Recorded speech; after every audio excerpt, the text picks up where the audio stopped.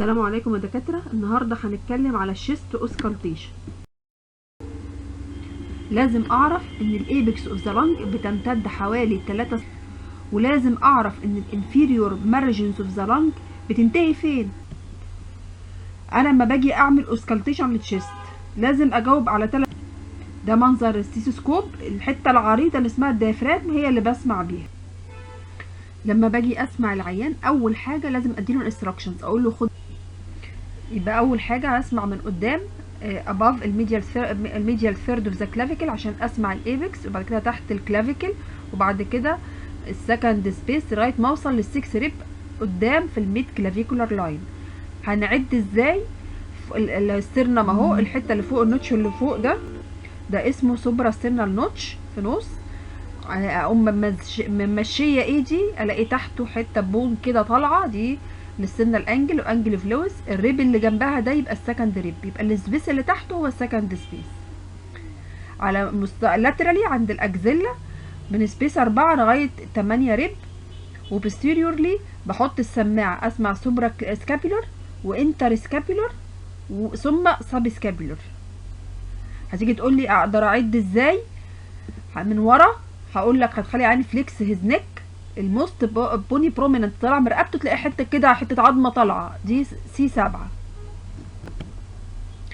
ده المنظر.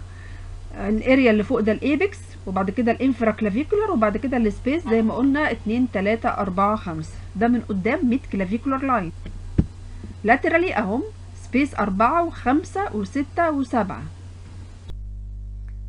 بالنسبه للباك هحط السماعه سوبرا سكابيلر، وبعد كده انتر سكابيلر، وبعد كده سب سكابيلر، وقلنا دايما كومباريزون، وبمشي يمين ثم شمال، وبعدين انزل شمال واروح. احنا عرفنا بسمع بايه وعرفنا بسمع فين، هسمع ايه؟ لما اقول لك اوسكالتيت يا دكتور شيست، يبقى انا هعلق على 3 حاجات. اول حاجه البريس ساوندز، تاني حاجه فوكال ريزونانس، تالت حاجه ادفنتيشيوس ساوندز. يعني تقول لي كذا واحد بريس ساوندز، تاني حاجه الفوكال ريزونانس، وتالت حاجه الادفنتيشيوس ساوندز. ايه هم دول؟ هعلق على البريس ساوندز من ناحيه انتنستي اند تايب، هعلق على الفوكال ريزونانس برانكوفوني ويسبرت بيكتوري ليكوي اند ايجوفوني، وبعلق على الادفنتيشيوس ساوندز اللي هم ايه؟ رونكاي، كريبيتيشنز اند بلورال رب. هنتكلم عليهم بالتفصيل دلوقتي. اول حاجه intensity of breath sounds، المفروض اللي يكون الهواء داخل على التو لانجز كويس وايكوال على الناحيتين. بالسماعه الاقي الانتنسيتي اوف بريث ساوندز كويسه وايكوال على الناحيتين. ده يبقى نورمال intensity of breath sounds. في حالات بيبقى فيها decreased intensity of breath sounds، اجي اسمع الاقي الهواء مش داخل كويس.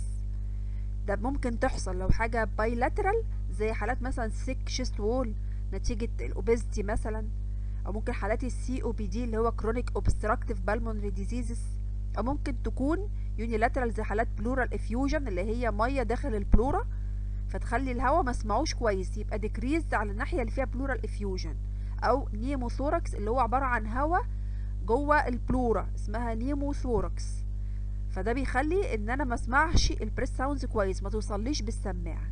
يبقى intensity of breath sounds يا اما normal يا اما decreased intensity of breath sounds. تاني حاجة بعلق عليها type of breath sounds. normally احنا لو حطيت السماعة وسمعت الشست بتاع اي حد هسمع صوت inspiration ثم الاكسبيريشن بدون اي جاب ما بينهم، والاكسبيريشن تلت الانسبيريشن. ده النورمال بريس ساوند، اسمه فيزيكولار بريثنج. فيزيكولار يعني جاي من فيزيكال، جاي من الالفيولاي، جاي من الحويصله يعني اللي هي الالفيولاي. يبقى النورمال فيزيكولار بريثنج اللي الاكسبيريشن تقريبا تلت الانسبيريشن ومفيش جاب ما بينهم. في نوع تاني من البريثنج اسمه فيزيكولار with prolonged expiration، من اسمه كده الاكسبيريشن بيطول وبيوصل تقريبا قد الانسبيريشن، وبرده نو بوز اور نو جاب ما بين الاتنين. ده حضرتك بيحدث في حالات ايه؟ اللي هي chronic obstructive pulmonary diseases اللي هو COPD. في ليه اسم تاني قديم شوية اسمه هارش فيزيكولار بريثنج. هارش بمعنى ان هو prolonged expiration. يبقى النوع التاني من التايب اوف بريثنج اسمه فيزيكولار بريثنج with prolonged expiration، بيتسمع اكتر في حالات السي او بي دي. النوع الثالث من البريثنج اسمه برونكيال بريثنج. بيتميز بايه؟ بيتميز اول حاجه ان الاكسبيريشن قد الانسبيريشن، بيتميز ان في جاب ما بين الانسبيريشن والاكسبيريشن، وبيتميز بانه هولو كاركتر، صوته تخين شويه. وده بيحدث في حالات ايه؟ حالات اللنج كونسوليديشن، زي حالات مثلا النمونيا او حاجه، لو في كافيتي، او حالات كولابس اوف ذا لنج. بس مش كولابس فقط وتسكت، لازم علشان اسمع البرونكال بريسنج يكون في هوا داخل اصلا في الجزء الكولابس ده، فلازم يكون المين برونكس يكون بيتنت مفتوح. لو قلت لي كولابس بس مش هتسمع البرونكال بريسنج، لازم يكون كولابس ويز بيتنت برونكس. اختصارا ليهم الحاجات اللي بتسبب البرونكال بريسنج هم 3 سي: كونسوليديشن، كافيتيشن، اند كولابس.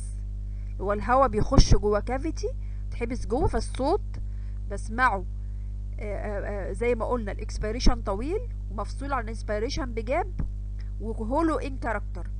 على فكره الصوت البرونكال بريثنج ده انت لو حطيت السماعه تراكيه نورمالي هتسمعه، التراكيه بس والمين برونكاي، مش مفروض البرونكال بريثنج ده يتسمع على بقيه اللنج خالص. يعني نورمالي البرونكال بريثنج ده لو حطيت السماعه التراكيه تسمعه، انما على بقيه اللنج مش مفروض تماما انك تسمعه. بسمعه في باثولوجيكال كونديشنز اللي هم اختصارهم 3 سي: consolidation، cavitation and collapse. وما تنساش with patent bronchus. collapse ده معناه ايه؟ ان اللنج كده بقت عامله زي السفنجه المعصوره طلع منها الهواء، لكن لازم يكون في patent bronchus عشان تسمع البرونكيال بريثنج. ده الفيزيكولار بريثنج اللي هو نورمال، ان الاقي ان الاكسبيريشن تلت الانسبيريشن ومفيش اي جاب ما بينهم او بوز ما بينهم، هوا داخل. ده النورمال بريثنج. ده شكل الفيزيكولار ويز برولونجد اكسبيريشن، او كان اسمه زمان هارش فيزيكولار بريثنج، اللي هو الاكسبيريشن بيبقى برولونجد.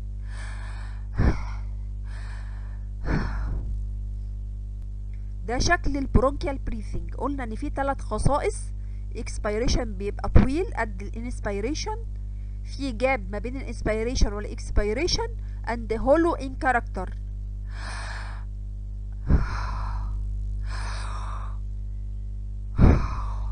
وزي ما قلنا احنا بنسمع البرونكال بريثنج نورمالي على التراكيه والاتنين مين برونكاي، مش ما بتسمعش تماما على اللنج نفسها. لو اتسمع ده باثولوجيكال. ده برضو types of breath sounds: vesicular with prolonged expiration and bronchial. يبقى احنا اول حاجه بعلق عليها في الاسكالتيشن اوف ذا تشيست breath sounds intensity، الهواء داخل كويس ولا لا، ولا في decrease intensity of breath sound، والtype of breath sound. هتقولي vesicular ولا vesicular with prolonged expiration ولا هتقولي bronchial. تاني حاجه هكلم عنها هي الفوكال ريزونانس. ايه الفوكال ريزونانس ده؟ قالك لو في area of bronchial breathing اللي هي بتحدث نتيجة ال3 سي اللي قلنا عليها: consolidation، cavitation or collapse with patent main bronchus. يعني هواء محبوس جوه كافيتي مثلا واحنا مختلفين عليها، فاحنا عايزين نتأكد هل فعلا في bronchial breathing في الحتة دي ولا لا. قالك تخلي العيان يقول بالعربي هنخلي العيان يقول 4-4، في الانجليش بيقولوا 99، انما احنا هنا في مصر بنخلي العيان يقول 4-4 بصوت عادي. المفروض لما تحط السماعة على الاريا دي تسمع الصوت بتاع كلمة 4-4 ده عالي قوي، كأنه في ميكروفون فيه، اعلى من الصوت اللي العيان بيقوله ببقه. برونكوفوني يعني اوفوني ده جاي من الميكروفون. يبقى اول حاجة في الفوكال ريزونانس البرونكوفوني.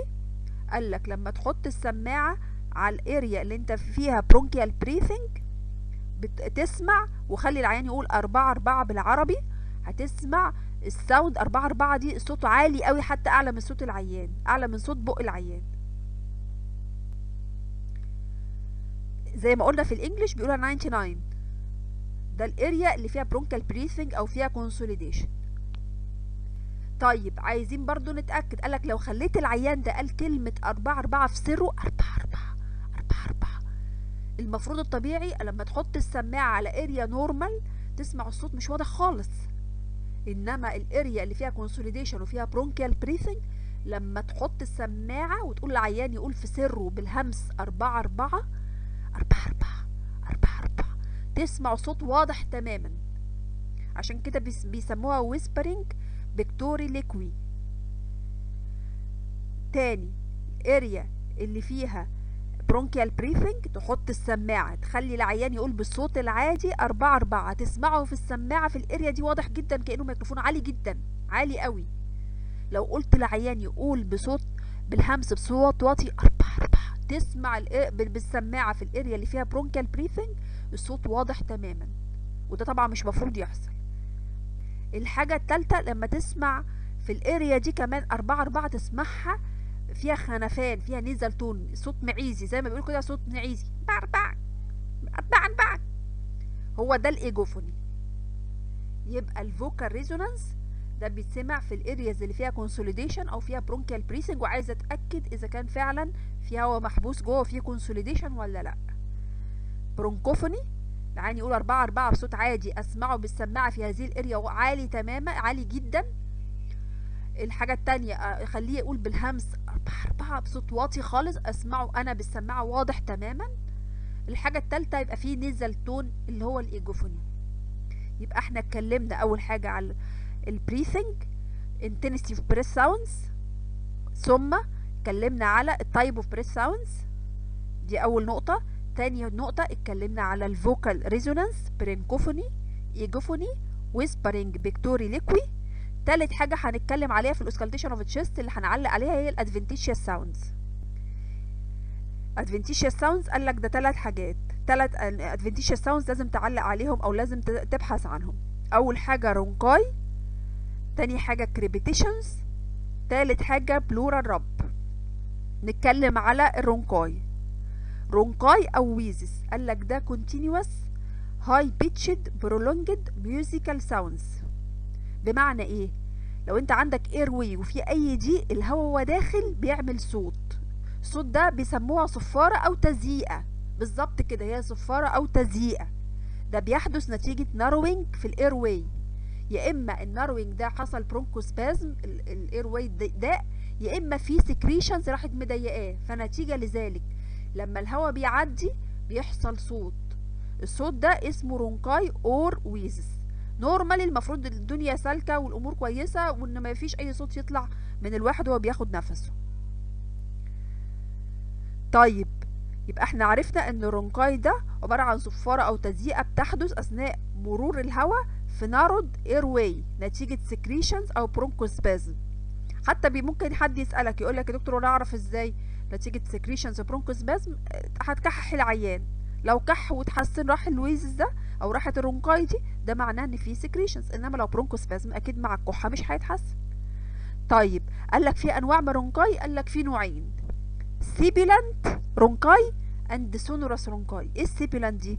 قال لك دي بتحدث عاده في السمول اير ويز مع الضيق الشديد جدا وصوتها عالي مسرسع، بتحدث فيها الهواء لما بيعدي بيبقى فيه زي صفاره جامده، وعاده بنشوفه في السمول اير ويز بيبقى دايما على البريفري، وبتسمع كتير قوي بالذات في عيانين عندهم برونكال ازمه، صوت صفاره.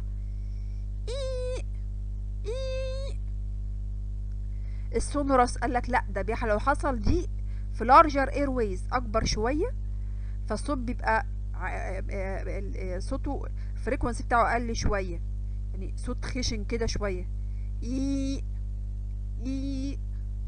يبقى تاني الرونكاي بتحدث نتيجه ناروينج في الاير ويز نتيجه ضيق في البرونكاي، وبتحدث نتيجه الضيق ده ممكن يكون نتيجه برونكوسبازم او نتيجه سكريشنز. وبقسمه لنوعين، سيبولانت اند سونورس. السيبولانت ده في زي الصفاره وبيحدث عاده في سمول اير ويز وبسمعه عيانين عندهم برونكيال ازمه، والسونورس بيبقى في لارجر اير ويز بيبقى صوته اجش كده، بيبقى لو فريكوينسي وبيحدث في حالات التيومرز مثلا او في سكريشن في الجزء ده. تاني ادفنتيشيوس ساوند هنتكلم عليه كريبيتيشنز، اسمها كريبيتيشنز، في كمان بيسموها كراكلز اور ريلز. كريبيتيشنز اور راكلز اور ريلز. قال لك دي بقلله او طقطقه، بقلله او طقطقه. هي تعرفها انها intermittent very brief non-musical sounds. طيب يعني ايه بقلله او طقطقه؟ قال لك لو انت جبت علبه عصير وحطيت فيها شاليمو ونفخت فيها هتسمع صوت بقلله.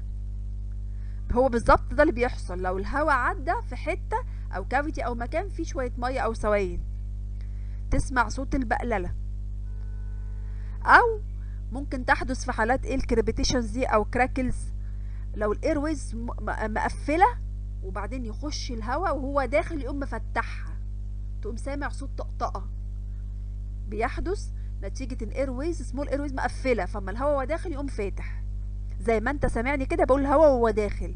يبقى هي مينلي كريبيتيشنز او كراكلز دي انسبيراتوري.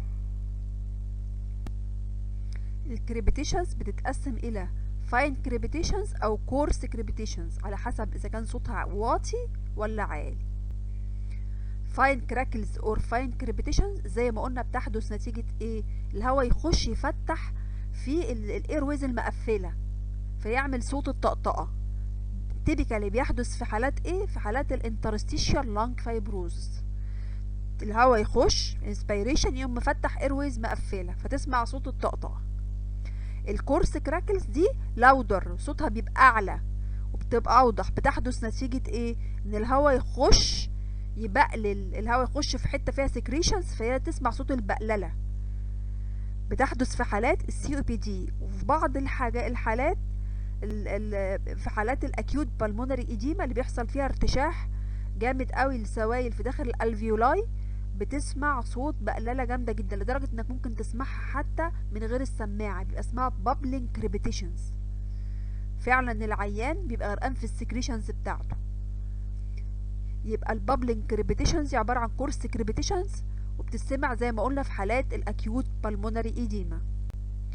اخر ادفنتيشيوس ساوند بعلق عليه في الشيست حاجه اسمها بلورال رب. ايه البلورال رب؟ ربنا سبحانه وتعالى مخلي اثناء النفس الفيسرال والباريتال بلورا بيتحركوا على بعض بسموثلي، مفيش اي مشاكل. لو التهبوا لما يجي يتحركوا مع بعض يحصل صوت رابنج او فريكشن او كراشنج ساوند، كانك بالظبط جايب حتتين جلد وبتحركهم في بعض. زي ما احنا قلنا كده تحدث في حالات البلورسي، والصوت تسمع تش تش تش تش. ده بيحدث لو في ديزيز في البلورا. يبقى تاني هنعلق في الاوسكالتيشن بتاع الشيست، عرفنا هنسمع بايه وعرفنا هنسمع فين وهنسمع ايه. هنعلق اول حاجه على البريس ساوندز انتنسيتي اند تايب، تاني حاجه على الفوكال ريزونانس برينكوفوني ايجوفوني اند ويسبرنج بكتوري ليكوي، واخر حاجه هعلق عليها اللي هي ادفنتيشيوس ساوندز اذا كان في رونكاي، اذا كان في كريبيتيشنز او في بلورال رب. يبقى ده الفول كومنت بتاع اوسكالتيشن اوف شيست. ثانك يو.